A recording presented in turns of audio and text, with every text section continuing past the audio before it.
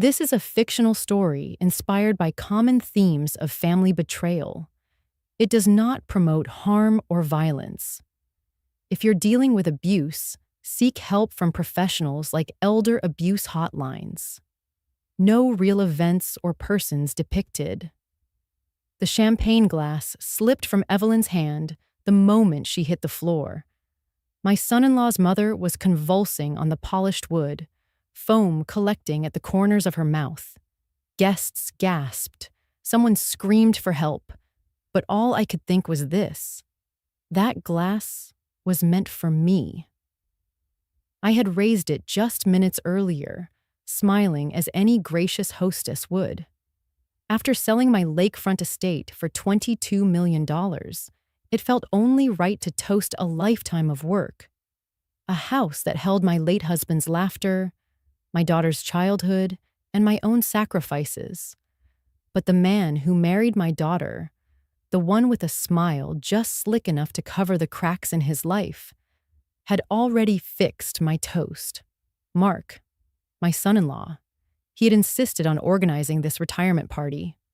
"Kathleen, you've worked too hard not to celebrate," he said, pressing, charming, convincing. His voice could win over most people. It never fooled me. That night, as music played and the lake reflected the glow of lanterns outside, I caught him at the drinks table. His movements were too careful, too deliberate. A vial appeared between his fingers, no larger than a travel perfume bottle. He poured it into the glass he knew I always used, the one with the tiny chip along the rim. A flaw I never minded because my late husband Frank once teased me for refusing to throw it away. To anyone else, it was just a glass. To me, it was memory.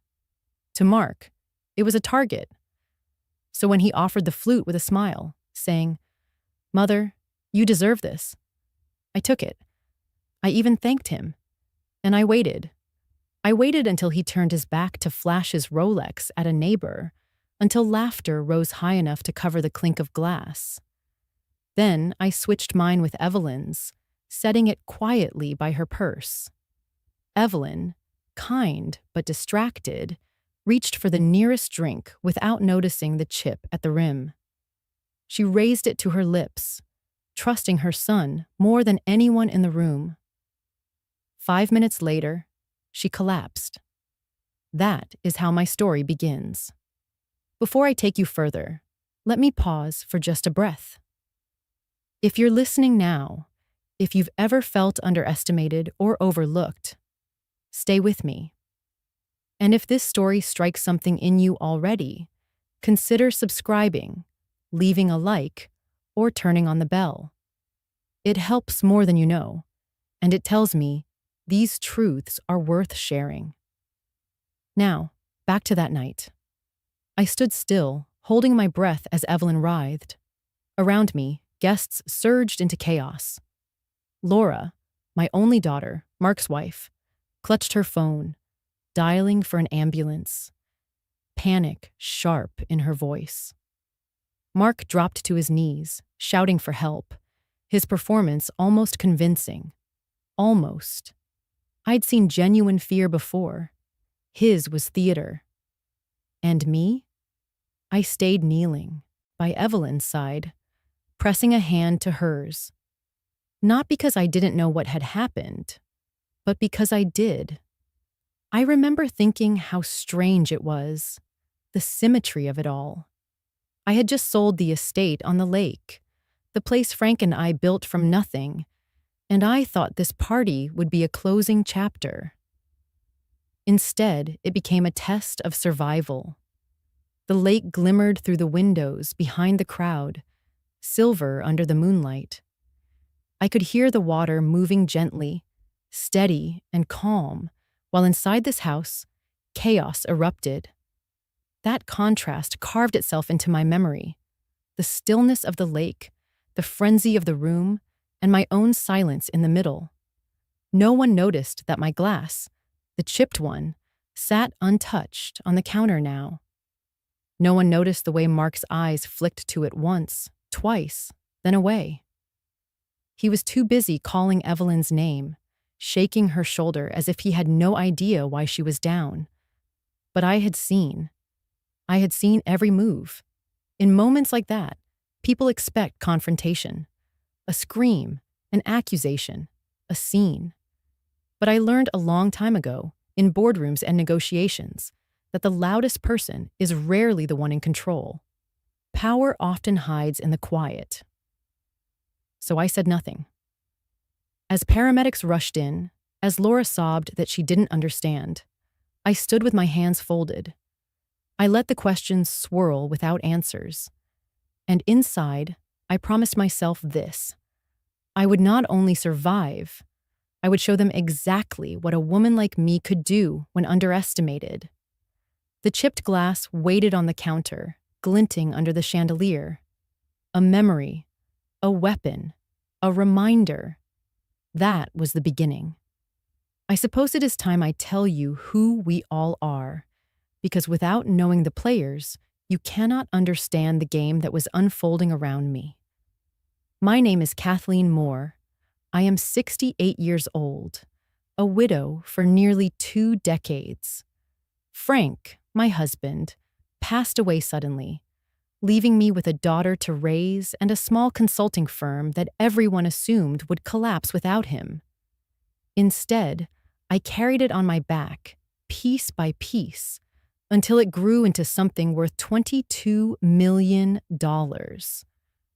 That was the value the buyer placed on my lakefront estate, the heart of my life's work. People sometimes describe me as graceful or polite, but beneath the surface I am stubborn, deliberate, and, if I am honest, a little proud. You do not survive decades in a world designed for men without a spine of steel. My daughter, Laura, is my softest spot. She was just a girl when her father died. I did everything to shield her, to keep her world intact. Laura grew into a woman of gentle honesty, the kind who wants to believe the best in everyone. She teaches at a local school, reads novels by the lake, and once told me she never wanted to be rich, just safe, just loved. She married Mark 10 years ago, and though I never said it out loud, I worried from the start. Mark, my son-in-law, knows how to fill a room. He has the kind of smile that photographs well, the handshake that lingers a second too long, the voice that convinces investors to write checks they probably shouldn't. He calls himself a real estate developer. In truth, his projects fail more often than they succeed. Debt clings to him like smoke. But Laura loves him. She insists he is just unlucky, that his time will come. When she looks at him, she sees a husband. When I look at him, I see hunger. Not the hunger that builds, the hunger that consumes. Then there is Evelyn, Mark's mother. She has lived in her son's shadow for so long, she almost disappears in his presence. A small woman with nervous hands, always apologizing for taking up space. She tends to sit quietly at gatherings, smiling politely while conversations swirl past her. People forget she is there. Mark never forgets. He simply overlooks her. And that is why what happened to her at my party was so chilling. If I had not switched the glasses, no one would have noticed the detail of a chipped rim or a mother reaching absent-mindedly for the nearest drink. She was never meant to be the center of the story. Yet fate, or perhaps justice, pushed her into it. My granddaughter, Sophie, is the light I hold on to. Laura and Mark's daughter, 16, clever, observant.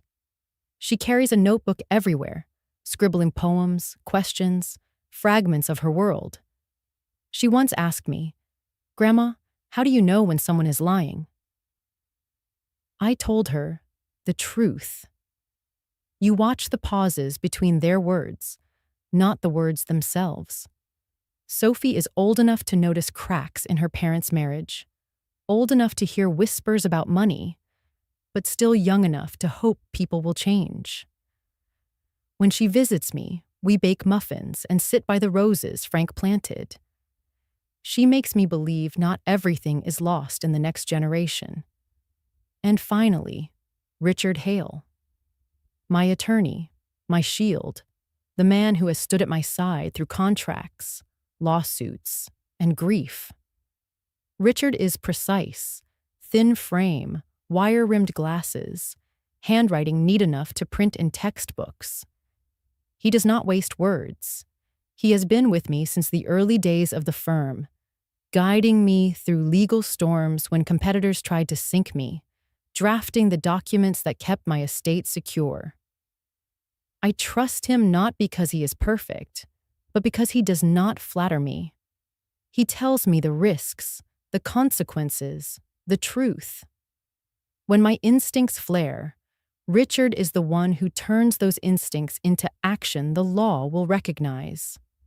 If I had shouted at Mark that night, nothing would have come of it. But with Richard, silence could become a weapon sharpened by paper and ink. So there we were, a widow with a fortune, a daughter who wanted peace, a son-in-law drowning in debt, a mother-in-law who faded into the wallpaper, a granddaughter still innocent enough to believe in goodness, and a lawyer who had seen enough betrayal to prepare for anything. That was the cast of my life on the night of my retirement party. If you imagine us gathered together, picture this: lanterns glowing along the lake, champagne chilled on ice, laughter bouncing off the water. Laura greeting neighbors, her voice warm. Mark shaking hands too firmly. Evelyn adjusting the sleeve of her dress, trying not to spill. Sophie leaning against the railing, sketching faces in her notebook. And me, standing in the middle, holding a glass with a chip no one else noticed, watching everything. That was the scene before the fall. That was the family before one glass tipped and shattered the illusion. Lanterns laced the terrace like a necklace of small moons, their reflections stitched light across the lake. Inside, a piano app murmured old standards. Outside, neighbors drifted in and out with plates, and crystal chimed each time glasses met. I stood by the windows with the flute I always chose, a slender stem with a tiny chip along the rim. Frank once teased me for keeping it. I kept it because the flaw held a memory. Tonight, the flaw would mark a target. Mark, my son-in-law, played the perfect host. He shook hands, thanked the caterers, laughed easily, sleeves rolled, tie loosened just enough. When he lifted his voice to make a welcome, people turned as if he were a lighthouse. Laura, my daughter, stood beside him with that faithful light in her eyes. I watched the room absorb his charm like warm bread takes butter. It looked effortless. Charm is rarely free. The lake breathed a cool thread through the screen. Lanterns trembled. I have spent decades reading faces across boardroom tables. I watched Mark the same way I watched men who called me ma'am and underestimated me anyway. He drifted toward the champagne, his hands courteous, his posture precise. From his jacket came a vial no larger than a lipstick. Glass, clear, no label. He held it low, unscrewed it while laughing with a neighbor, and tipped it over one flute. Mine. I did not exhale. The liquid darkened the pale gold for a heartbeat and vanished. In business, the one who hides the hand is never invisible. If you watch the shoulder and the breath, you always see it. He slipped the vial back into his pocket, lifted the chipped flute, and turned toward me with devotion painted on. Kathleen, he said, smiling, after selling your lakefront estate for $22 million, you deserve the first toast. His voice rang generous. His eyes measured me like a ledger. I took the glass and felt the nick under my thumb. My pulse fell into its old work rhythm. Steady, cool, practical. You do not win by flinching. I thanked him, raised the flute, and the room applauded. Cameras glinted. Someone whistled. The piano shifted keys. I stepped through the thicket of greeting hands as if I were simply seeking air. Evelyn, his mother, lingered near the buffet, adjusting the strap of her purse. She is a small woman who apologizes for reaching the mustard. She lives in the soft margins of other people's celebrations. Her eyes found mine. She smiled the way women smile when they are trying not to be in the way. I paused beside her and set my flute down near her bag, a hostess making space. Mark had already turned to show a neighbor his watch. I reached for another flute from the tray. Any flute. Fresh, cold, unremarkable. I poured from a different bottle, nodded at a joke, asked whether rain would come off the lake. Conversation rose and fell like a tide against pilings. The chipped glass waited quietly by Evelyn's purse. She reached without looking. Habit chooses for us when attention wanders. Her fingers closed around the stem. She lifted it in a small salute toward me. "Thank you, Kathleen," she said, as if I had given rather than removed. She tasted the champagne. Bubbles caught the lantern light. The lake laid a silver band beyond the windows. I folded a napkin under a sweating pitcher. I asked a neighbor about his grandson's baseball team. Power is not the loudest voice at a party. It is the person who knows when to be still. Mark found me a minute later. I held a different flute. A flicker crossed his face, a quick stutter in the eyes. Then his smile returned as though nothing had slipped. He lifted his hands for quiet. "The MC of my life. Ladies and gentlemen," he began, and the room hushed by agreeable degrees. He told a story about grit and legacy, about the little firm that refused to die. He named sacrifice and called me an inspiration. Cameras pivoted. Guests turned. Laura squeezed my hand. I kept my gaze on the table. The chipped flute rested there again, a truth in plain sight. Evelyn touched her chest and smoothed the fabric at her collarbone. She set the glass down and rubbed her wrist as if a bracelet had grown too tight. No one watched her. They watched the man with the microphone and a future he needed me to finance. The lake kept time against the dock. A soft knock, steady as a clock in another room. "Kathleen," Laura whispered. "Your father would be proud." I thought of Frank rinsing cups at this window, of the afternoon he laughed at the chip and told me a woman could honor a flaw and still serve fine wine. I pressed my thumb to the new flute's smooth rim and said, "Thank you." I shifted half a step toward the glass. The moon threw a road of silver across the water. The lanterns shivered. The piano found a bridge I used to hum while drying dishes. Mark's sentences rounded a corner into the part where he invites the room to raise their glasses. I did not raise mine. I stood still and let the story run around me. Evelyn's eyes searched the air as if reading a word she could not pronounce. I counted my pulse and kept breathing. The chipped glass caught the light and returned it like a signal only I could read. This is how quiet looks when it decides to fight. No shouts, no scene, only a woman who refuses to look away. I stayed ready. Evelyn's knees buckled first. The glass slipped from her hand and shattered across the hardwood, a spray of bubbles and shards sparkling like cruel confetti. Then her whole body pitched forward. She hit the floor with a sound that cut through the chatter. For a moment, the party froze. Guests stared as if they were waiting for her to laugh, to say it was all a joke. Instead, she began to convulse. Her hands clawed at the air, foam pooling at the corners of her mouth. Mark was the first to drop beside her. "Mom! Mom!" His voice broke in just the right places. His arms wrapped around her shoulders as though he could hold her back from the brink. To anyone else, he looked like the portrait of panic.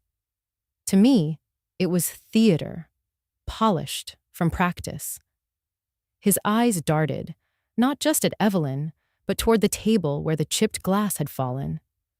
Laura trembled beside me, her phone in her hands shaking so badly she almost dropped it. "What's happening?" "Oh, God. What's happening?" She pressed the screen with frantic fingers, fumbling the emergency number. I placed my own phone against my ear, calm, steady. "This is Kathleen Moore," I told the dispatcher. "We need an ambulance immediately. A woman has collapsed. She's convulsing. She may have ingested something toxic. The address is my residence. Yes, hurry." My voice did not crack. While guests clustered in circles of whispers, I knelt by Evelyn. Her skin was clammy, her breathing ragged. I pressed 2 fingers to her wrist and felt a pulse racing like a cornered bird. Mark looked up at me with wild eyes. "Do something," he hissed, loud enough for only me. I met his gaze and said nothing. The sirens came quickly, flashing red across the lakefront windows. Paramedics swept in, brisk and controlled, pushing past guests with their bags. They knelt where Mark had been kneeling, moving him aside with professional force.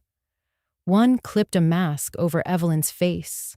Another injected medication into her arm. I watched the scene with my hands folded. Not because I was detached, but because I knew. If I opened my mouth now, I would change the game too early. They lifted Evelyn onto a stretcher, her head rolling, her body slack. Laura clung to my arm. "Mom, is she going to die?"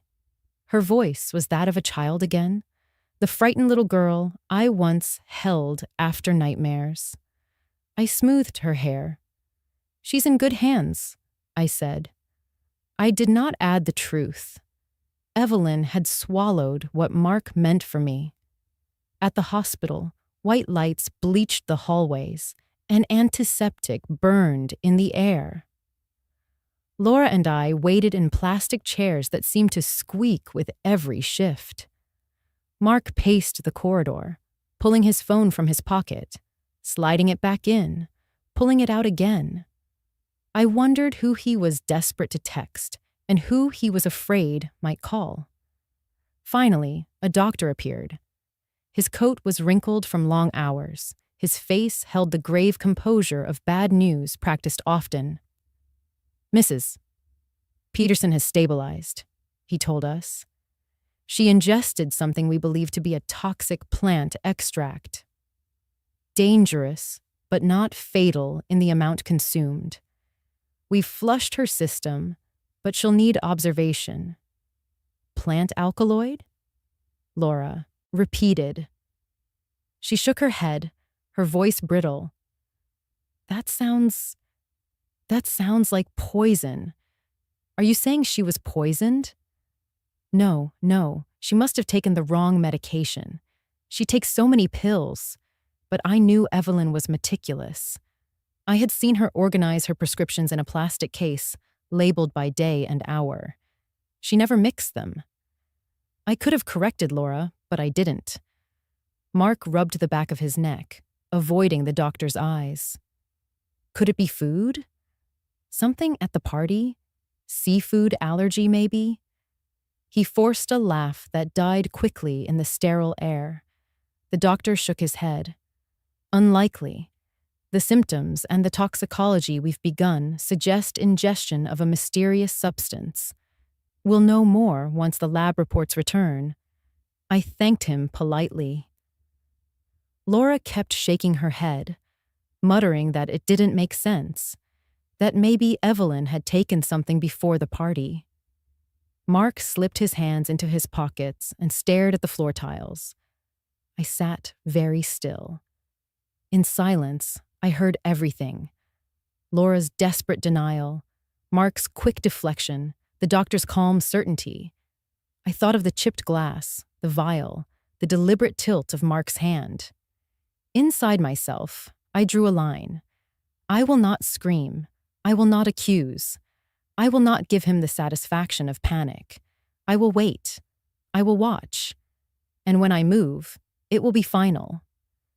So I sat in that waiting room, back straight, hands folded, and told myself the words I have carried since that night. I will not shout. I will wait. When I returned home from the hospital, the house was too quiet. The hum of the refrigerator, the tick of the hallway clock, even the whisper of the wind off the lake. All of it pressed down on me as if silence itself were testing how much I could hold. I set my purse on the table, hung up my coat, and stood still in the kitchen. On the counter sat a bouquet Laura had arranged for the party, tulips bent from neglect. They looked like guests who had overstayed. I poured myself a glass of water and drank slowly, steadying my hands. I could have collapsed into bed, let exhaustion sweep me under. Instead, I walked into Frank's old study, now mine. The desk still bore a faint scratch from when Sophie, at 6 years old, carved her initials into the wood. I opened the drawer and pulled out a thick envelope of stationery. If ever there was a night for truth, it was this one. I began to write.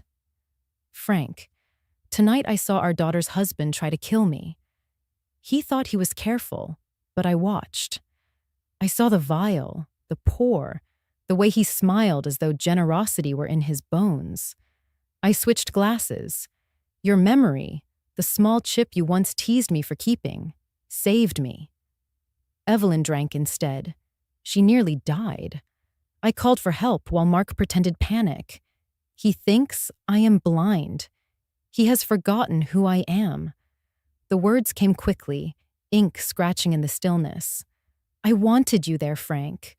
I wanted your hand on my shoulder, your laugh cutting through the lies. I wanted someone to tell me I am not imagining this. Laura denies, of course. She believes her husband still. And Sophie, sweet Sophie, she is too young to see the rot underneath the varnish. So I write to you because you knew me when I was not yet hard, when the world had not taught me that silence can be sharper than any blade. I stopped, breathed, and let the pen rest. My eyes found the window, and through it, the roses you planted 20 years ago. The first spring after you died, I thought they would wither. I nearly tore them out. But they bloomed, stubbornly, as if they were proof you had not left me entirely. I remembered the day you dug the soil. Sophie was a baby. Laura chased her shadow across the grass. You wiped your brow, looked at me, and said, "These roses will outlive us both." I laughed at the time, dismissing it as sentiment. Yet here they are, still rising, still red. I wonder if that was your way of leaving me a weapon, something alive, rooted, impossible to erase. I dipped the pen again. Frank, I will not scream. That is what he expects. I will not accuse. He would twist it, call me senile, call me bitter, number. I will wait. I will watch. And when the time comes, I will move with precision, just as you taught me when we negotiated that first impossible contract. Do you remember? You said the trick was letting the other man think he had already won. Tonight, Mark believed I was finished. He believed the fortune we built together would soon pass to his hands. He forgot that I am still breathing, still sharp, still yours in spirit. My hand trembled for the first time since the party. Not from fear, grief, maybe. The grief of writing to a man who would never answer. I pressed the page flat, finished the letter. If you are anywhere, if you see me from a distance, know this. I will not let him take what we built. I will not let our daughter be dragged under by his debts. I will not let Sophie grow up thinking money excuses cruelty. I will protect them, even if it means standing against the people they love. I will protect myself, too, because you once told me that dignity is the only inheritance that matters, and I intend to keep mine. I signed only my first name, Kathleen. It felt less lonely that way. I folded the paper, slid it into an envelope without sealing it, and carried it to the shelf where our photo albums rested. The one on top bore a faded label, Summer at the Lake. I tucked the letter inside, behind a picture of Frank kneeling in the dirt with rose thorns on his gloves, smiling at me as though he had already guessed this moment would come. When I closed the album, I pressed my palm against its cover. The roses outside shifted in the night breeze, their stems strong, their blooms unbothered by the dark. I let the image anchor me. Then I whispered aloud, though the room was empty, I will wait, Frank. I will wait, and I will be ready. With that, I turned off the lamp and left the study. The letter remained, sealed not with wax, but with resolve, an unsent prayer, a confession, and a promise, all in one.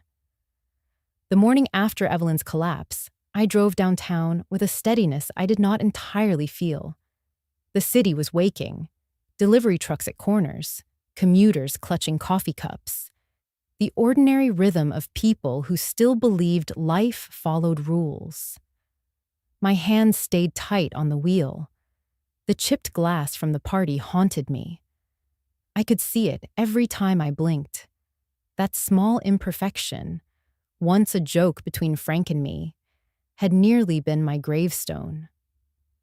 Richard Hale's office occupied the 15th floor of a building I had walked into many times over the years. The lobby smelled faintly of polish and money. I signed my name in the log, rode the elevator, and reminded myself I was not here to panic. I was here to prepare. His secretary greeted me with the warmth of routine. "Good morning, Mrs. Moore. He's expecting you." She ushered me into the office, dark wood and leather, books stacked with quiet authority. Richard rose from behind his desk, glasses catching the light. "Kathleen," he said, extending his hand. "It's been too long. Sit. Tell me what's brought you." I sank into the chair opposite him and folded my hands. I told him everything. I told him about the party, about the vial in Mark's hand, about the glass with the chip, about Evelyn collapsing on my floor. I told him about the hospital, about the doctor mentioning plant alkaloids, about Laura's frantic denial, about Mark's deflections. I did not embellish. I simply laid out the facts like documents on a table. Richard listened without interrupting, though I could see his jaw tighten at certain points. He scribbled a few notes, underlining once, then twice.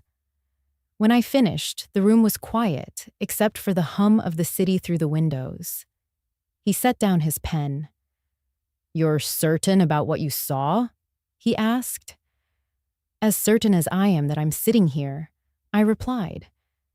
He leaned back, steepled his fingers, and let out a slow breath. "Then we have to assume two things. First, that your son-in-law has already tried to remove you. Second, that he will try again, and not necessarily in the same way." I nodded, though my throat was tight. "What are my risks?" He reached for a file and opened it, his tone shifting into the clinical cadence I remembered from past battles. The most immediate risk is financial. You've just liquidated a major asset for $22 million. That's fresh blood in the water. If Mark is in debt, and I suspect he has motive to access those funds quickly. I waited. He adjusted his glasses. There are 3 standard avenues for someone like him. 1, outright theft, but that leaves evidence. 2, persuasion, convincing you to sign a power of attorney, which would give him control over your finances.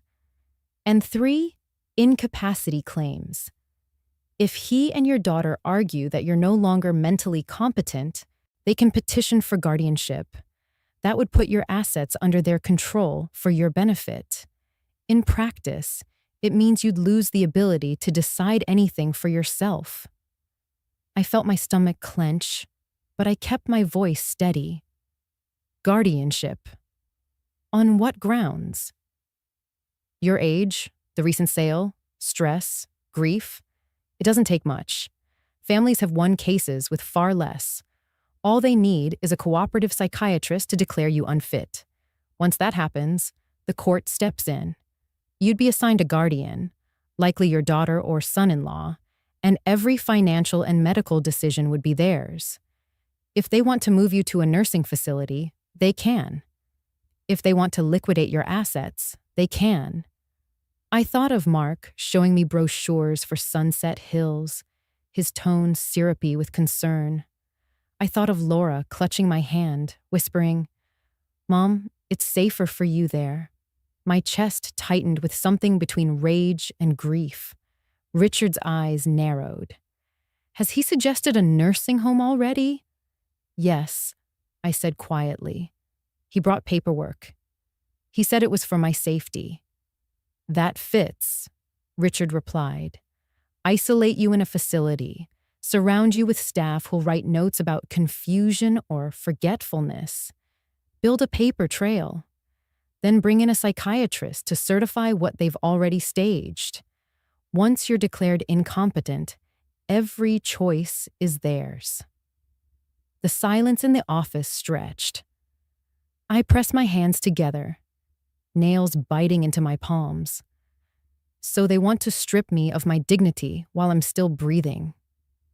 Richard looked at me steadily. Then we take precautions now. We make your competence undeniable. We create a fortress of paperwork so tight that even if they try, the law will be on your side. For a long moment, I said nothing. I watched the traffic move far below, people carrying briefcases, cars sliding through green lights. They had no idea how fragile a life could be. Finally, I nodded. If they plan to take my dignity with paper, then I'll take it back the same way. If they want control, they'll find nothing but walls. A flicker of approval crossed Richard's face. Good. Here's what we do. First, I'll schedule an evaluation with a geriatric psychiatrist I trust, someone with a reputation for honesty. You'll be certified competent in writing, immediately. That goes into the file. Second, we restructure your estate. Right now, your assets are too exposed. We'll move them into trusts, tighten access, and appoint neutral trustees. That way, even if Mark waived a power of attorney under a banker's nose, there'd be nothing for him to touch. Third, we draft directives: medical, financial, personal. You decide today who can and cannot make choices for you if something happens. Their names will not be on any of it. I sat taller. And my will? We update it. Cut out what doesn't serve your peace. Redirect to charities if you wish. Give Laura what you think is right, but make it conditional, protected.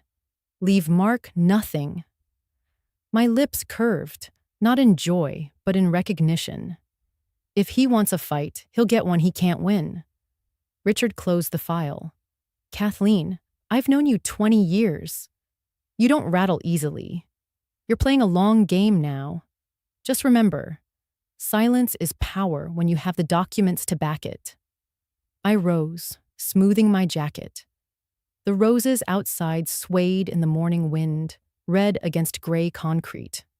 I placed my hand on the desk, steady. Thank you, Richard. I will not scream. I will not accuse. I will wait. And when I sign, it will be final. The meeting ended with a handshake, firm and deliberate. Paperwork justice had begun.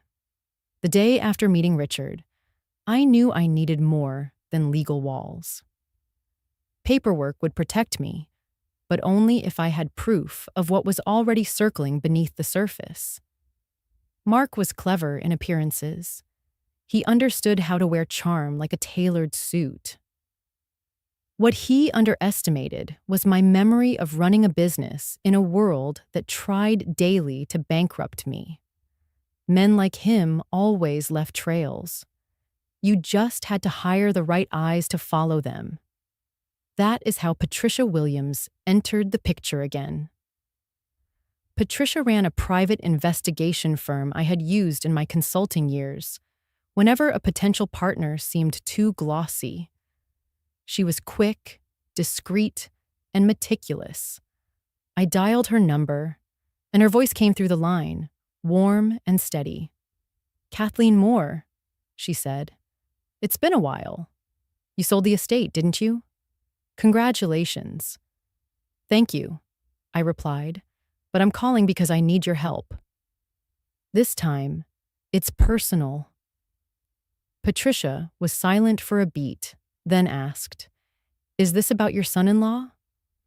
Her perception startled me, though it shouldn't have. People like Patricia see patterns others miss. "Yes," I admitted. "I need to know everything about his financial life. Debt, loans, insurance policies, anything. And quickly. You'll have it in 48 hours, she promised. True to her word, Patricia sat across from me 2 days later in a quiet cafe, a manila envelope between us. She slid it across the table, her eyes sharp. "I'll walk you through it," she said. Inside were pages of bank statements, loan records, credit reports. The first sheet alone made my pulse slow into the deliberate rhythm it takes when truth crystallizes. Mark's debts weren't just high, they were catastrophic. His real estate company had been operating at a loss for 3 years. 2 mortgages on their house, both behind on payments. Credit cards maxed out, with balances over $80,000. "They're robbing Peter to pay Paul," Patricia explained. "Credit cards to cover other credit cards, lines of credit tapped out. It's a cycle that only ends in collapse." I turned the page. And this? Patricia tapped her pen against a line highlighted in yellow. 6 months ago, Mark took out a life insurance policy. $500,000. Guess who the insured is? My chest tightened. "Me." Patricia nodded. "He listed you as the covered individual, with his wife Laura as the beneficiary, but the paperwork was clearly prepared by him. He positioned himself as handling the details, probably so Laura wouldn't ask questions she didn't want answered." I ran my fingers over the page, bile rising in my throat. "So, if I die, Laura receives $500,000, and he gets access to the $22 million from the estate." "It's motive in black and white," Patricia said quietly. I looked up at her, holding her gaze. "That's not all, is it?" She pulled another document from the envelope. 3 months ago, he began making payments to a psychiatrist, a Dr. Richard Steinberg. Small amounts at first, then increasing. Regular consultations. The timing lines up with your estate sale. I frowned. "What kind of psychiatrist?" "Geriatric," Patricia replied. "Specializes in competency evaluations." I stared at the name on the page, the letters blurring for a moment. Richard had warned me of this exact scenario. Establish a pattern of supposed confusion, then bring in a professional willing to certify incompetence. With Steinberg on his side, Mark could present me as incapable of handling my own affairs. Guardianship would follow, and with it, control of everything Frank and I built. Patricia leaned in. I've seen Steinberg's name before. Families in disputes. Cases where the elder swore they were fine, but somehow wound up in facilities with all assets transferred. His reports always seem to favor whoever pays him. The cafe noise faded to a low hum. I thought of the way Mark had pressed Sunset Hill's brochures into my hands, his voice syrupy with concern. I thought of Laura's trembling insistence that it would be safer for me there. And now this, a psychiatrist already on the payroll, ready to brand me as unfit. They've been planning this for months, I murmured. Not days, not weeks, months. Patricia touched my wrist gently. You're not powerless, Kathleen. You hired me. You already know.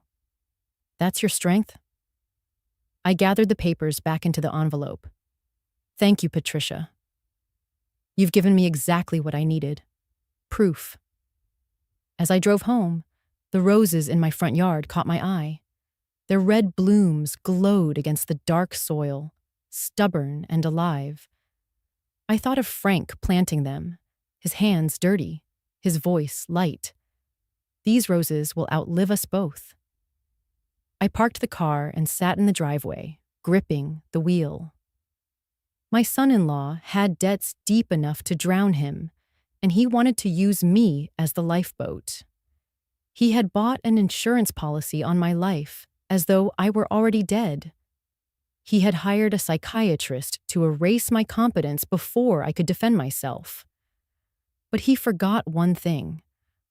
I am still breathing, and I am still watching. Richard would know what to do with this information. Together, we would turn their own strategies against them. If Mark thought paperwork could strip me of dignity, he was about to learn that paperwork could also become a sword. I carried the envelope inside, placed it beside Frank's unsent letter in the album, and whispered to the roses outside the window, "He will not win." The knock came just after noon, 3 soft taps like an apology. On my phone's camera, I saw Evelyn on the porch, small as a question mark, one hand gripping a little purse. I opened the door and stepped back so she could cross the threshold. She would not sit until I asked twice. Even then, she perched on the edge of the chair, knees together, eyes on the window where the roses moved in the breeze. Her lipstick was smudged, and her hair showed the flat line of a hurried scarf. A woman trying to hide inside a tidy version of herself and failing. "Tea?" I asked. "Yes," she whispered. Then, like a child, "If it's no trouble." I brought chamomile and waited with the patience grief teaches. She cupped the mug in both hands. We sat in quiet until the steam thinned. "I remember the taste," she said. "Metallic, bitter, like sucking on a penny." Her eyes lifted to mine. I saw him at the table.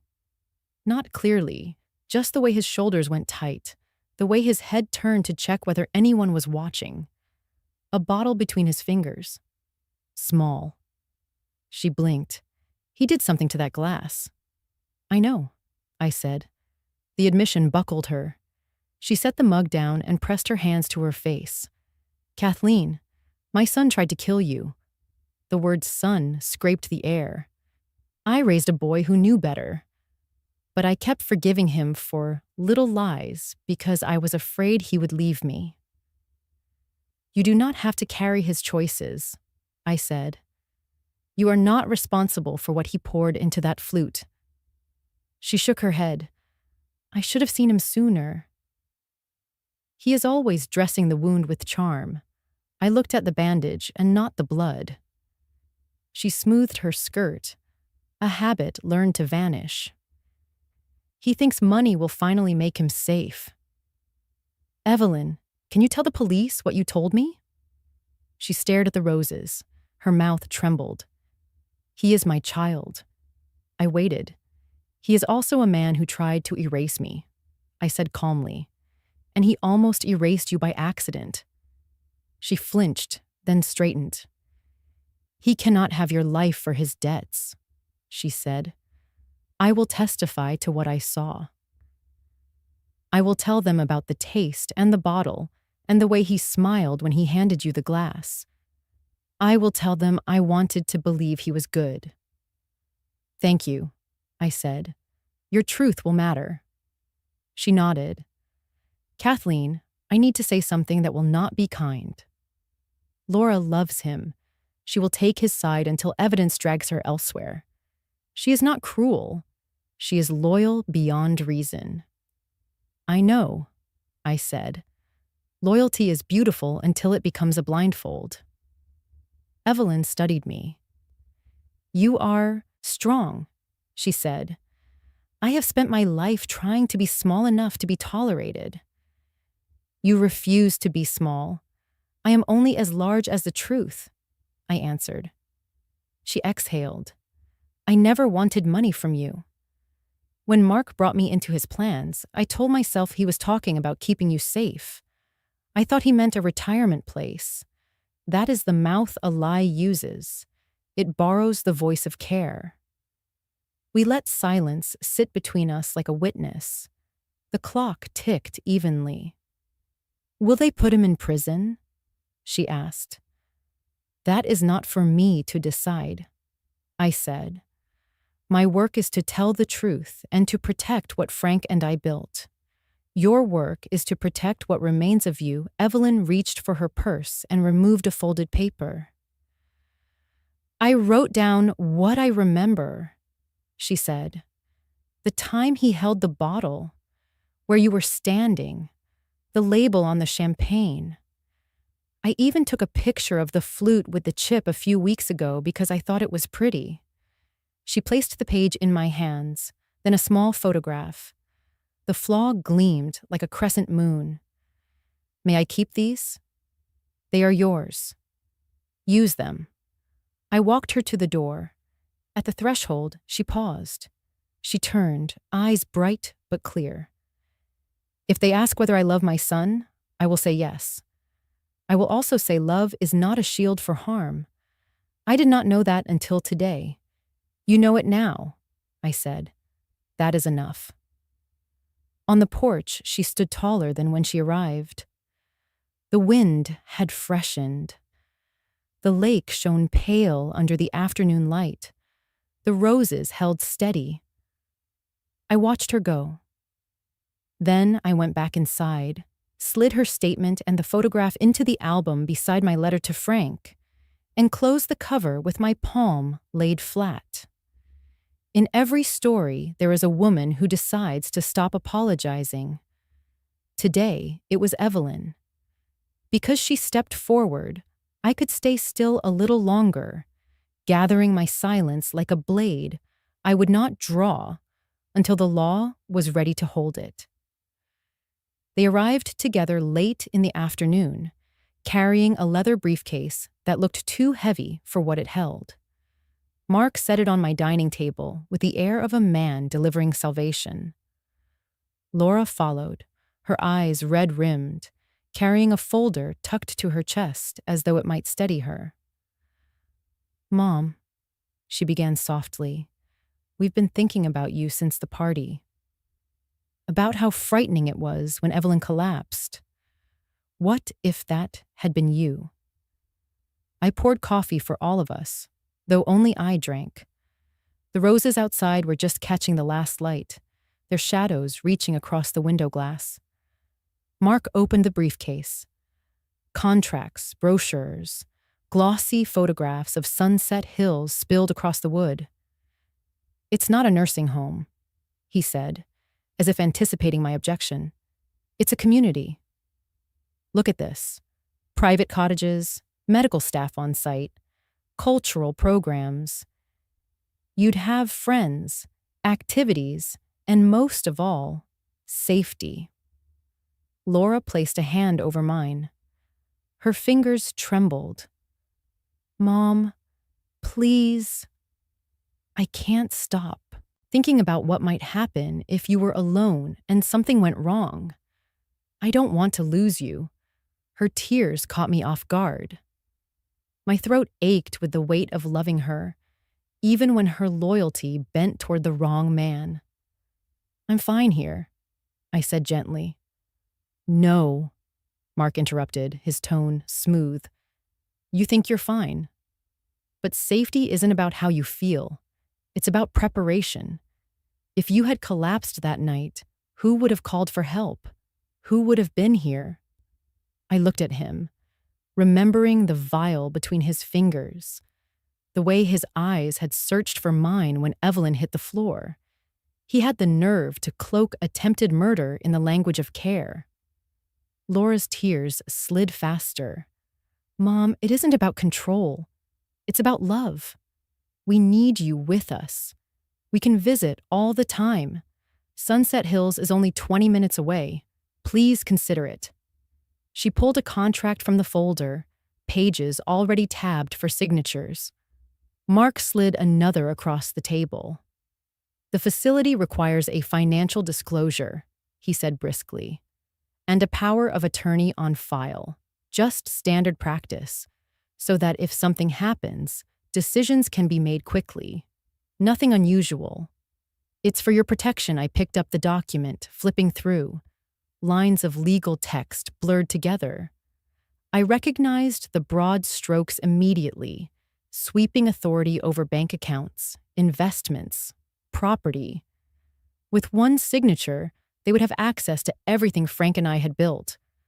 Laura squeezed my hand harder. Mom, please don't be angry. I want you safe. My heart ached for her. She wasn't lying. She believed him, believed the glossy brochures and his honeyed assurances. She was my daughter, still the child who brought me dandelions, who clung to me at funerals, who wanted only peace.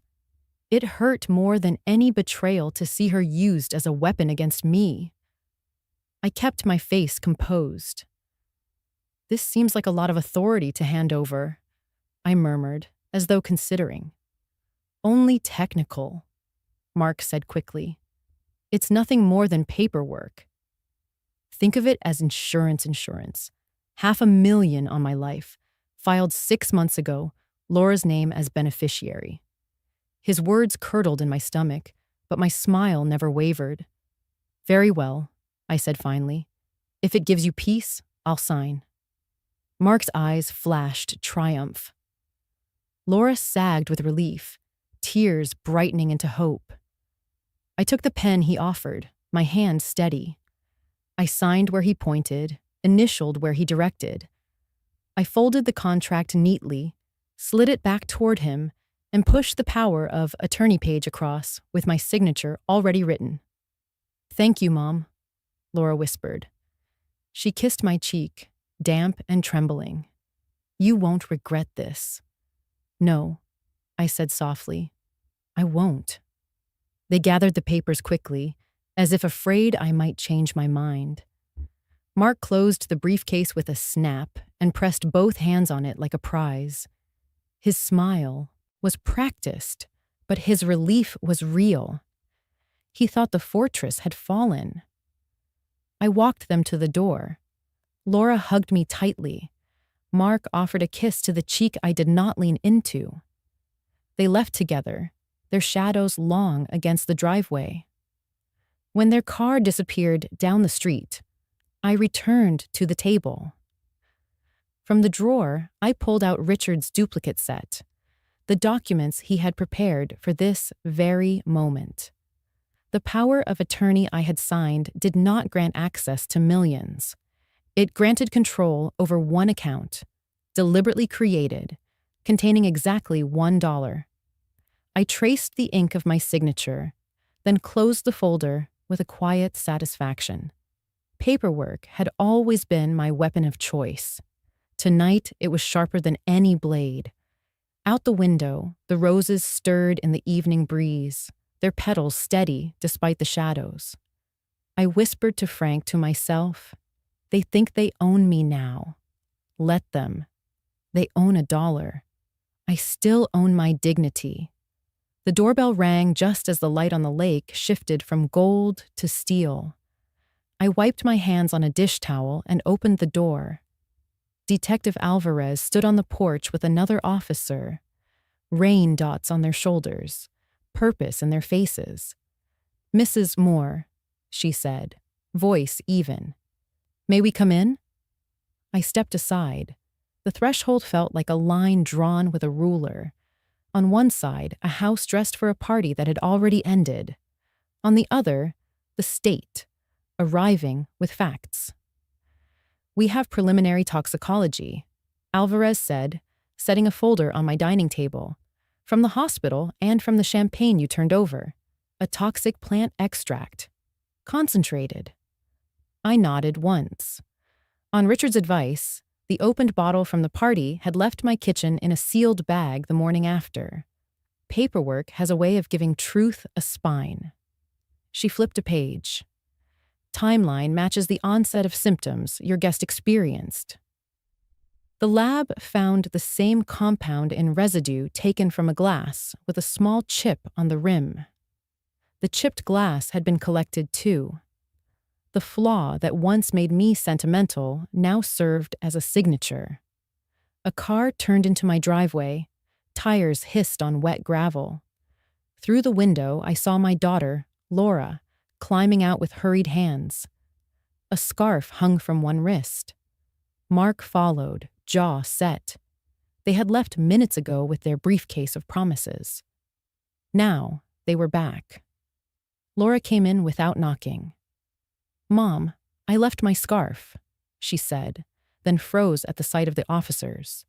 Her gaze slid to the folder. "What is this?" "Mrs. Moore," Alvarez asked. "May your daughter and son-in-law join us?" I gestured to the chairs. Mark stayed standing, close enough to the door to feel its pull. Alvarez did not sit. "Mr. Carter," she said, "I'm Detective Alvarez. We're investigating a suspected poisoning at this residence." Mark lifted his palms. "Detective, that was my mother who got sick. The doctor said it might be her medication." "The doctor said it was a toxic substance," I replied quietly. Alvarez kept her eyes on Mark. Whatever it was not a medication. It was a dangerous substance. The second knock was hesitant, like a question that hoped for no answer. I opened the door to find Evelyn on the porch, a familiar purse in her hands. Alvarez had asked her to stop by to confirm a statement. The threshold held again.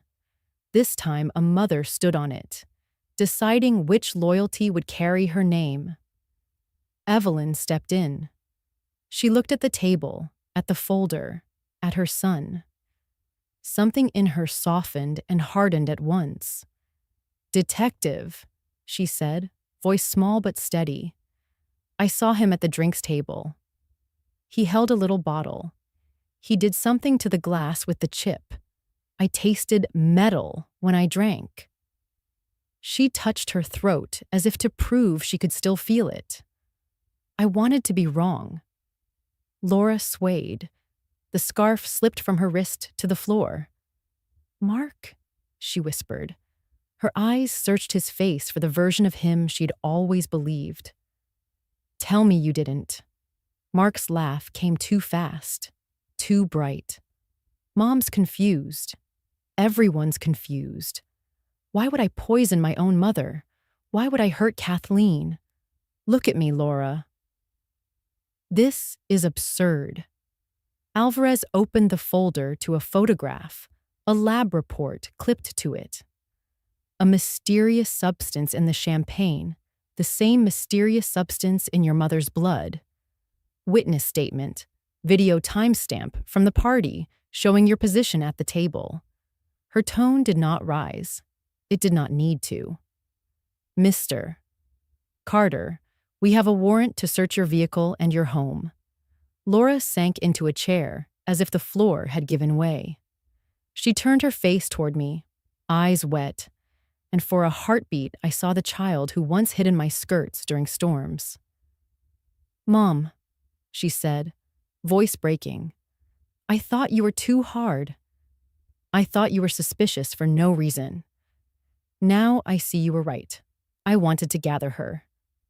Instead, I laid my palm flat on the table so she would hear its quiet knock, steady as a heartbeat. I had promised myself I would not yell. I had promised I would wait. Mark's mouth thinned. We're done here, he said, reaching for the doorknob. Alvarez stepped between him and the exit with the calm of a tide that does not hurry. Mr. Carter, you are under arrest on suspicion of attempted murder. Her partner took his wrists. The cuffs clicked with a finality that felt almost gentle. Laura, Mark called over his shoulder, the charm fraying. Honey, this is a mistake. Tell them we were helping your mother. Tell them about Sunset Hills. Laura did not look at him. She stared at her hands, fingers pressed together as if in prayer. Evelyn took one step closer to her son. Then she stopped. I love you, she said, each word clean. Love is not a shield for harm. Alvarez read rights in a clear cadence. My dining room, built for birthdays and homework, held the language of consequence without complaint. The roses beyond the window shifted under the wind. On the floor by Laura's chair, the scarf lay like a dropped line that would not be picked up. They led Mark to the door. He paused at the threshold and turned his head, searching my face for something. Anger, mercy, noise he could use. I gave him nothing. The silence between us rose like a wall he could not see until he ran into it. When the door closed, the house exhaled. Evelyn's shoulders folded. Laura covered her eyes. I stayed standing, one hand still on the table, the other at my side. I had said almost nothing. I did not need to. The facts had spoken. The handcuffs had answered. Some verdicts are shouted by juries. Mine lived in the spaces between words, in the line of a door, in a mother who chose truth, in a daughter who finally saw. In my stillness, sharpened by paper, held steady by roses that refused to stop blooming. That night, the house carried silence like a weight. The police cars were gone, their red and blue washed out by rain, but the echo of handcuffs lingered in the walls. I poured a cup of tea, though I barely tasted it, and sat by the roses Frank had planted outside the window. Their petals glistened with drops, holding their shape even after the storm. Laura came back just after 10. She let herself in with her old key, shoulders hunched, hair damp against her cheeks. Her eyes were swollen, her face streaked with grief that clung like smoke. She didn't ask permission. She sat across from me at the kitchen table, hands twisting a tissue until it shredded. Mom, she whispered, I don't know how to live with this. I set my cup down. With what? She looked at me as though the words themselves cut her. With Mark being the man he is. With me not seeing it. With you, almost. Her voice broke. I thought he was protecting you. I thought he loved me. And I let him. She stopped, shaking her head. I feel like I betrayed you. The tissue fell apart in her lap. She pressed her palms against her thighs to still them. I leaned forward, studying my daughter the way I used to study contracts, reading between lines no one wanted to admit existed. Laura, I said softly, you believed him because you wanted to. That is not betrayal. That is trust misplaced. Her eyes brimmed again. But I kept telling you to move to Sunset Hills. I pushed the papers in front of you. If you had signed, if you had trusted me. I let her words hang in the air. Then I repeated them back, shifting the weight. You were afraid I would not be safe. I was afraid I would lose myself. Safety means nothing if it costs your soul. She blinked, startled by the mirror of her own language. I didn't think of it that way. I know, I said, because you've lived so long smoothing Mark's edges that you forgot to protect your own.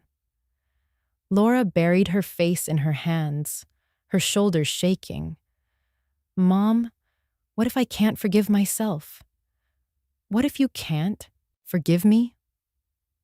I sat in the stillness. My heart ached. I thought of her as a little girl, hiding behind me when thunder rolled. She had always reached for the nearest shelter. Now she was 39, still reaching, only to find the shelter itself had been the storm. Forgiveness, I said slowly, is not a gift wrapped for someone else. It is the room you build so you don't suffocate in smoke.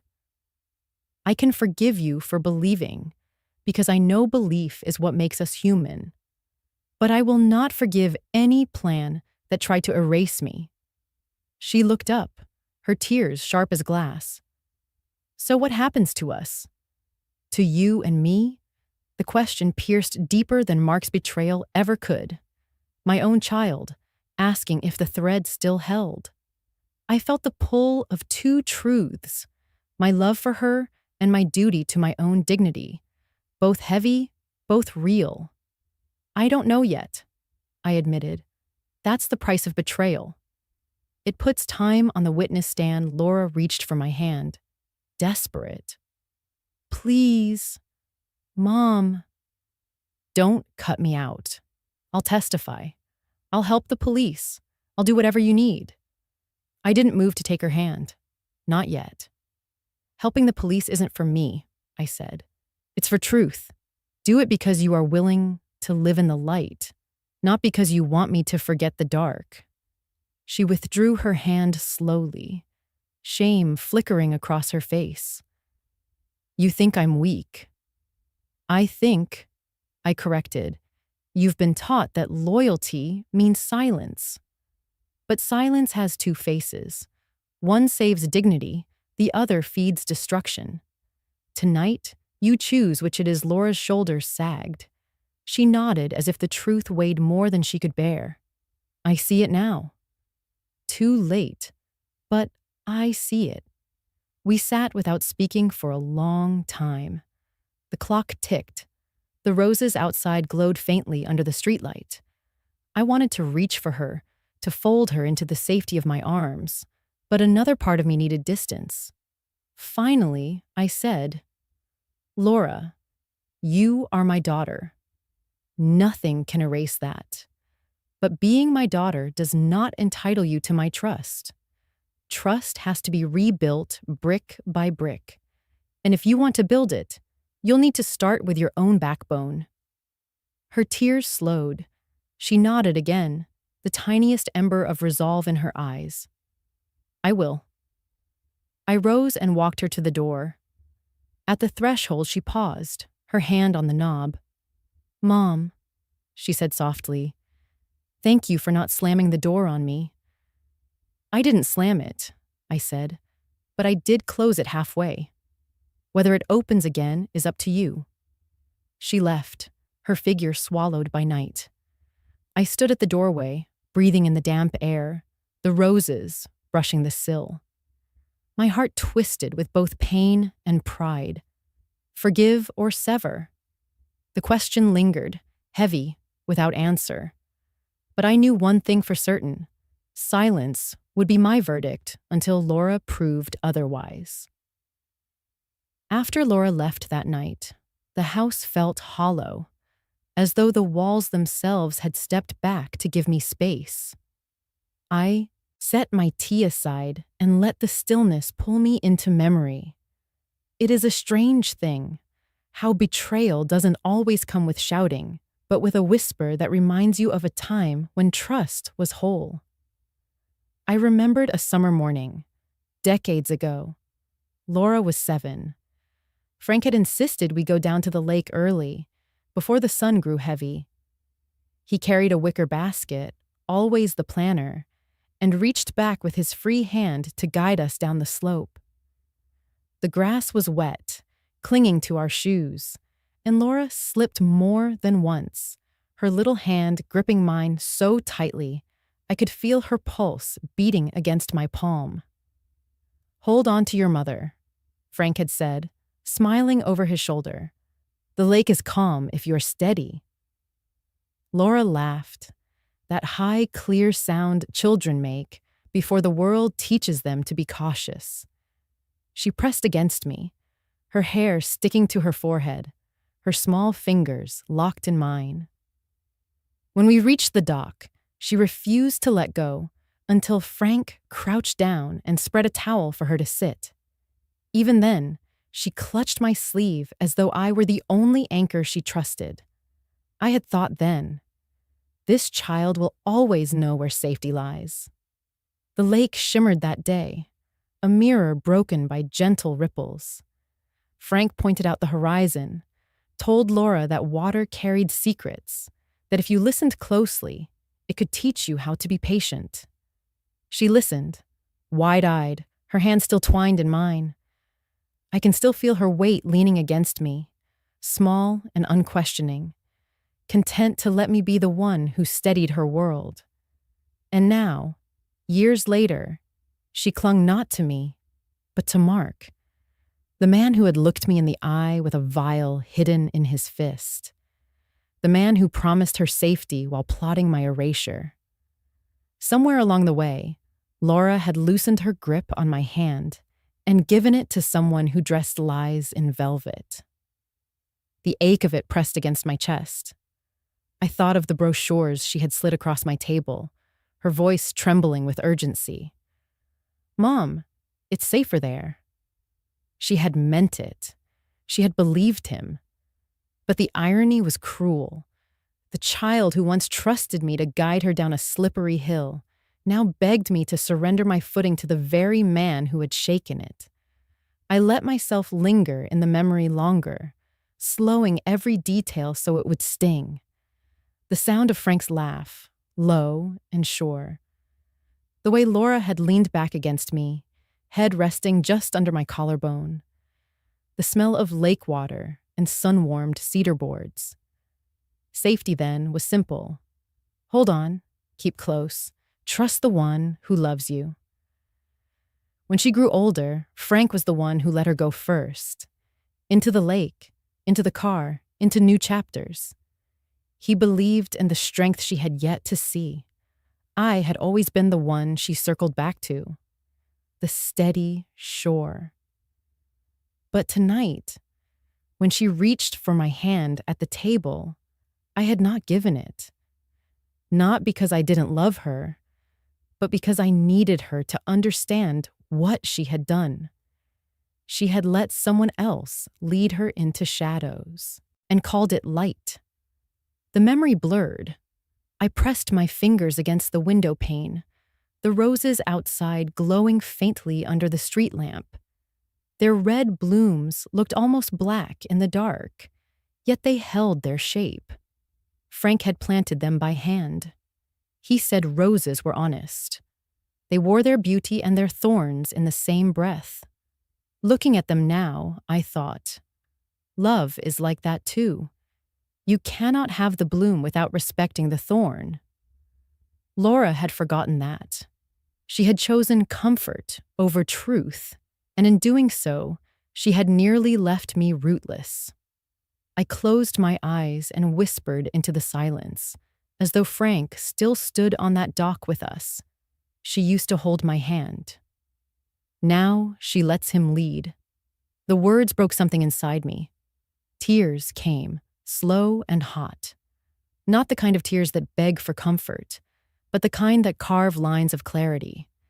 I wept not just for betrayal, but for the child Laura once was. the girl who trusted so fiercely, who looked at me like I was the center of her safety. When the tears ebbed, I breathed deep. The memory had done its work. It had reminded me that my pain was not born of hate, but of love stretched thin and frayed. And love, even bruised, still holds power. I folded the dish towel on the counter, steadied my breath, and faced the quiet house. My heart knew the truth. I could not carry Laura's blindness for her anymore. She would have to walk down her own slope, gripping or slipping, until she found her footing again. For now, I would stand where I always had, on the shore, unshaken. The trial began in early spring, the kind of season when the lake thawed unevenly, cracked sheets of ice, drifting like forgotten promises.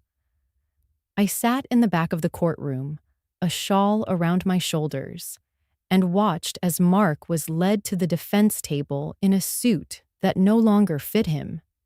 His charm looked brittle under the fluorescent lights, as if even the fabric refused to hold him upright. Laura sat 2 rows ahead, her hands twisted around a rosary she hadn't touched since childhood. She wouldn't meet my eyes. When she did glance back once, it was quick, guilty, as though she feared my gaze might burn. Sophie sat between us, her shoulders tense. 16 is too young to carry that kind of shame. But there she was, face pale, lips pressed together, watching her father avoid accountability until the evidence pinned him like a moth.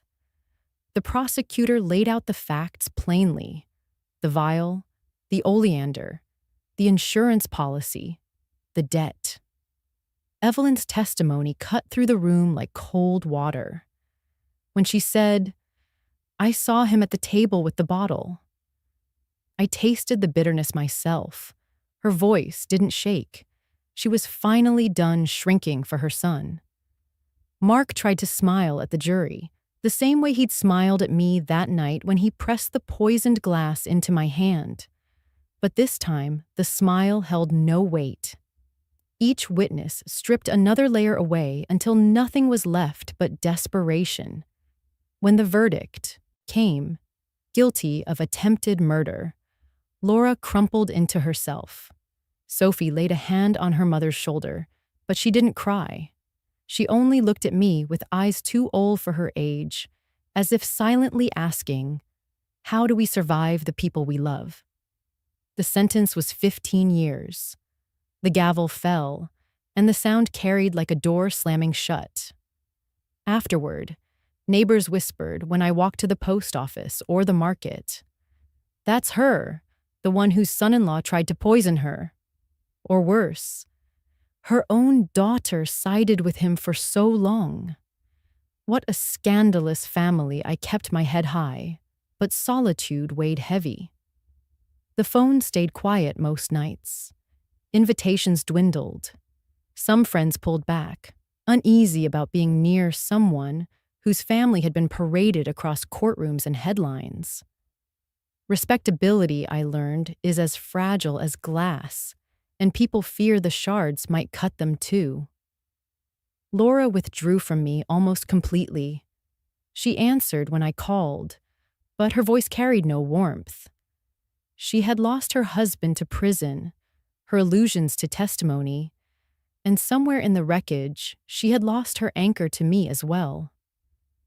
I understood, even as it hollowed me. Sophie visited sometimes after school. She would sit on the back porch, backpack at her feet, asking quiet questions about her grandfather, about what Frank had taught me in business, about why roses bloomed even after neglect. I gave her pieces of truth wrapped gently so they would not bruise her more than life already had. Still, the evenings stretched long. I would walk the garden paths Frank once laid with his own hands, the gravel crunching underfoot, and feel the cold bite of gossip behind curtained windows. It would have been easy to let bitterness bloom in me, to believe my life had been reduced to scandal. But one night, as I watched the roses bending under rain, the truth settled over me like a steadying hand. Dignity is not granted by courts, neighbors, or even children. It is not something handed over like an inheritance. It is something we hold onto ourselves, stubbornly, like roots gripping soil against storm. Mark had tried to strip it from me with poison and paper. Laura had nearly let him. The town had whispered. Yet here I was, still standing, still choosing to keep my back straight. I lit a candle that night, not for prayer, but as a marker. I set it beside Frank's photograph and whispered aloud, "Dignity is not bestowed. It is carried. Dignity is not bestowed. It is carried." The candle burned low. I poured a glass of water and set it next to it. A quiet ritual of balance, flame and stillness, loss and endurance. The gossip did not stop the next day. Laura did not call. Sophie's shoulders were still heavy with questions. But I carried a lighter truth inside me. Scandal could stain reputation, but it could not touch the core of who I was. And that, I decided, was enough to begin again. The market was crowded that Saturday, aisles full of chatter and the smell of fresh bread. I walked slowly, scanning shelves without urgency, until my eyes landed on a row of glassware, ordinary tumblers, wine glasses, champagne flutes. And there it was, a single flute of clear crystal, standing taller than the rest, its surface catching light like water at dawn. I lifted it from the shelf. It was weightier than I expected, balanced in my hand, flawless. No chip, no scar, no hidden edge, just clean glass, transparent, nothing concealed. I turned it slowly, watching reflections bend across its curve. The chipped flute at home came to mind instantly. For years, I had favored it, sentimental about its imperfection. It had been a marker at every gathering. The glass everyone knew was mine. Mark had known it too. That was why he had chosen it. I bought the new glass without hesitation. The cashier wrapped it in tissue, but I kept it unwrapped in my hand as I walked to the car.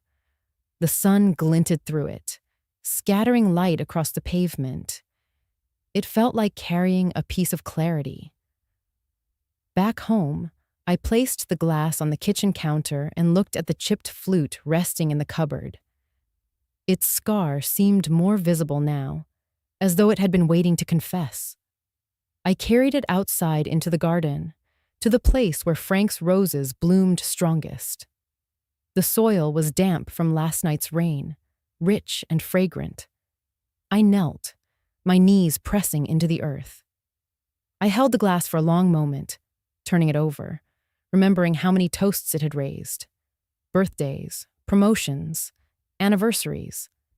And then, the toast that never was, the sip that nearly ended me.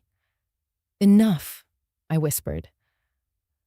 I dug a shallow hollow at the base of the largest rosebush, the one Frank had planted with his bare hands the year Laura was born.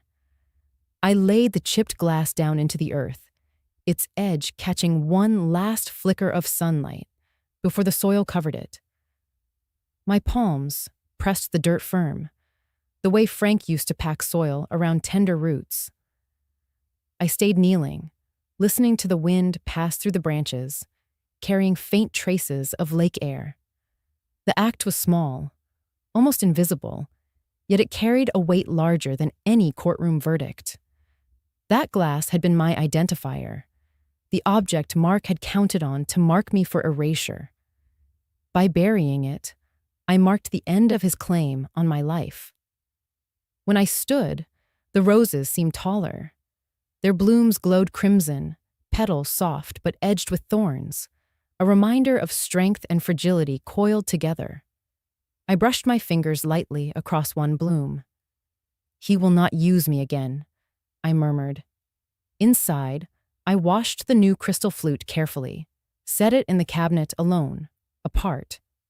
I poured sparkling water into it, lifted it to the light, and took a slow sip. The taste was clean, untouched, no trace of bitterness. It slid down like a promise. That evening, Sophie came by with her school books. She noticed the glass immediately. New? She asked, curiosity glinting in her teenage eyes. Yes, I said. The old one is gone. She tilted her head, sensing meaning, but not pressing. She had always been sharp, quicker than most adults gave her credit for. She smiled softly. It suits you. We sat together at the table while she studied, the glass between us catching the lamplight. I thought of the circle closing, from the chipped flute that nearly ended me, to the crystal one that reminded me I was still here. Neighbors still whispered. Laura still kept her distance, lost in her own storm. But in that small act, burying the chipped glass and lifting the new, I felt a line redraw itself. I wasn't erasing history. I was choosing where to set it down. Later that night, before bed, I stepped out into the garden once more. The soil where I'd buried the glass looked smooth, undisturbed. The rose above it stood proud, a sentinel over the secret. I imagined roots winding around the buried flute, reclaiming it, turning its story into something that would feed new growth. I whispered into the night air, to Frank, to myself. The circle is closed.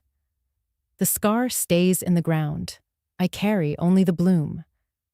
Then I went inside, poured another glass of water into the crystal flute, and raised it. Not to anyone else, not to any crowd, but to my own reflection in the window. Quiet victory, quiet dignity. Enough. 3 months later, the roses bloomed as if they had been saving themselves. The bushes thickened, the canes climbed, and the air along the back fence smelled faintly of pepper and honey. I watered in the early mornings, moving the hose in slow arcs while mist lifted off the lake. The house had quieted into a rhythm that made sense again. Coffee, letters, a walk under the elms, small tasks finished without anyone watching the clock. The new crystal flute lived by the sink, clean and bright. When light passed through it, the kitchen filled with a pale ribbon, and I took that as a kind of blessing. Evelyn arrived with a lattice pie on a Tuesday. She rang once and waited, her posture dignified in a way that was new. I noticed it before I noticed the pie. The woman who used to stand like a question now stood like a sentence. She had asked permission her entire life. Now she simply asked for tea. We carried the pie to the porch and ate it warm, the crust flaking onto paper plates, the filling staining our forks red. She told me she had started attending a discussion circle at the library, a group for caretakers and mothers, and that she had spoken there for the first time. I said my son did a terrible thing, she offered, eyes level, and that loving him does not mean lying for him. The words did not tremble. I poured more tea.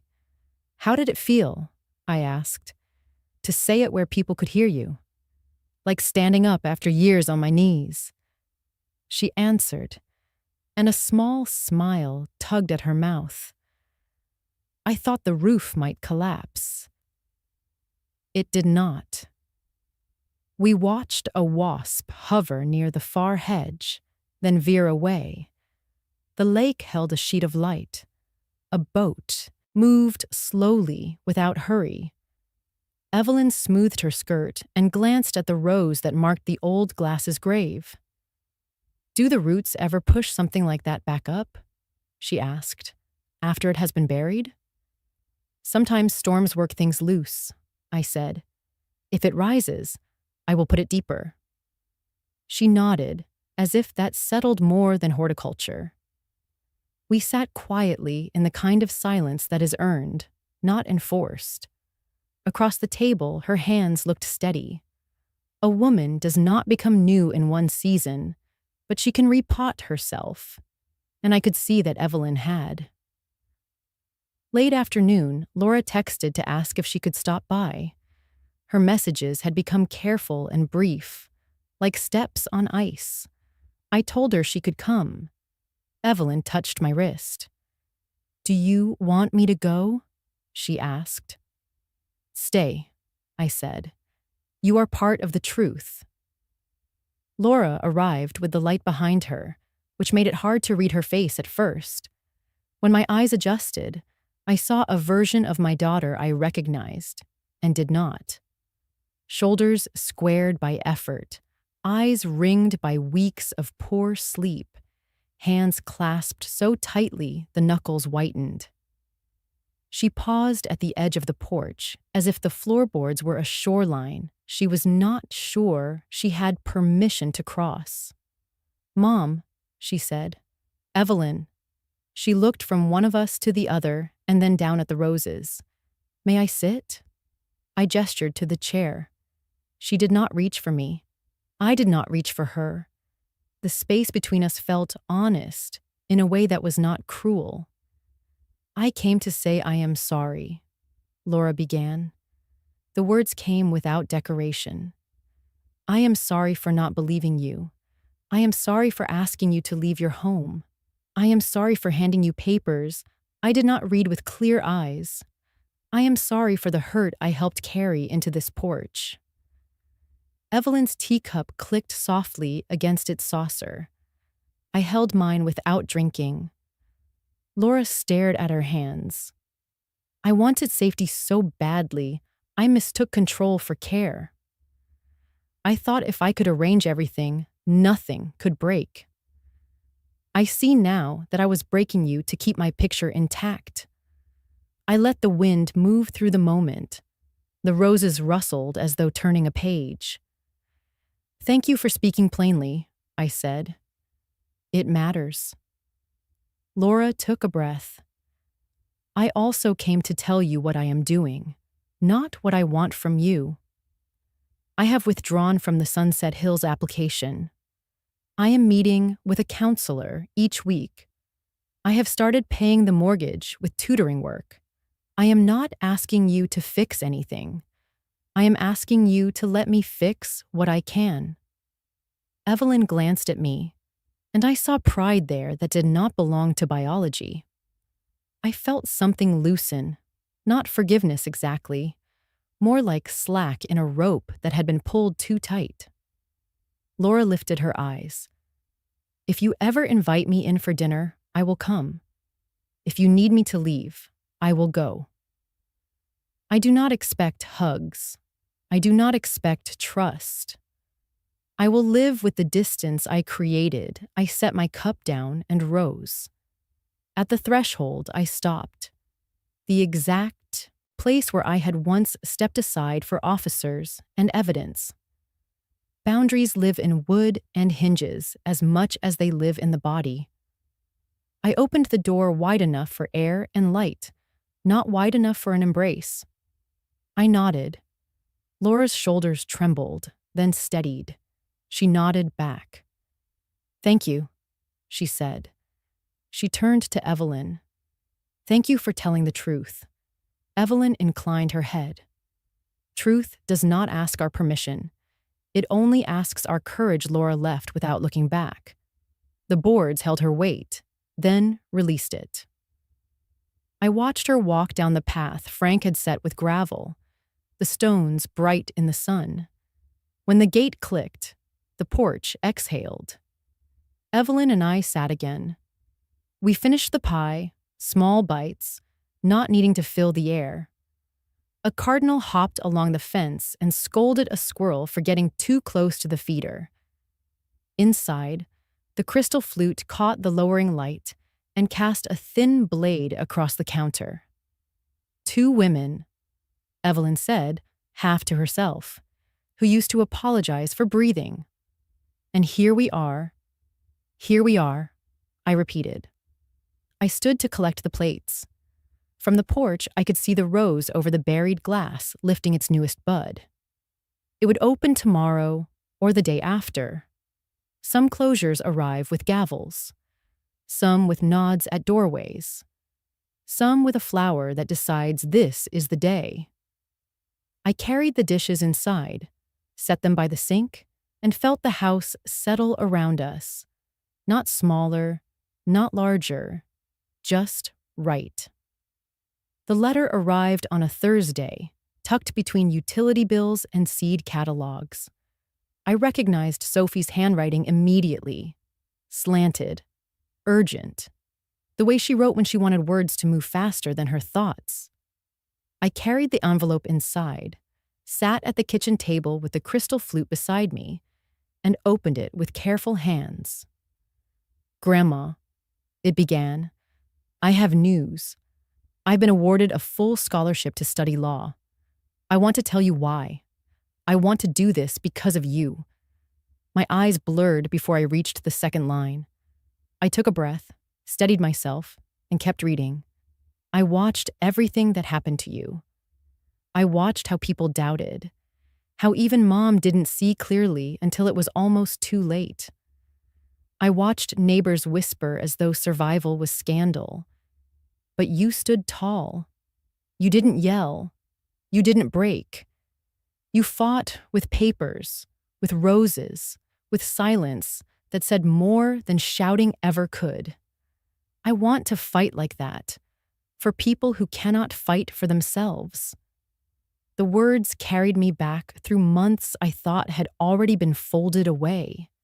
The courtroom's airless weight, the chipped glass under the soil, Laura's tears on the porch. And now Sophie, writing with the steadiness of someone older than her years. Most of my friends want law because they dream of big firms or politics. I want it because I saw how close you came to losing everything. Not just money, but your name, your independence, your dignity. If it happened to you, it can happen to anyone. I want to defend people like you, so no one else has to bury a glass to reclaim themselves. I pressed the letter against my chest and closed my eyes. Frank's roses nodded outside the window, their petals wide in the morning light. Sophie's voice rose in my head as I read her final lines. "Grandma, you always told me strength isn't about shouting the loudest. It's about knowing who you are and not letting anyone take that from you. I carry that with me. I can be young. I can be learning, but I will never be blind again. You may feel old, but you are not powerless. Because of you, I know neither am I." I folded the letter back into its envelope, then unfolded it again. Some words are not meant to stay hidden. They are meant to be spoken, to echo. I read it aloud, slowly, letting each line fill the kitchen. My voice trembled but did not break. The house seemed to listen. The walls that had carried silence now carried her promise. I imagined her at a desk, pen racing, heart burning with the kind of purpose that no betrayal can dim. A new generation, choosing to build from truth rather than lies. I stood and walked outside to the roses.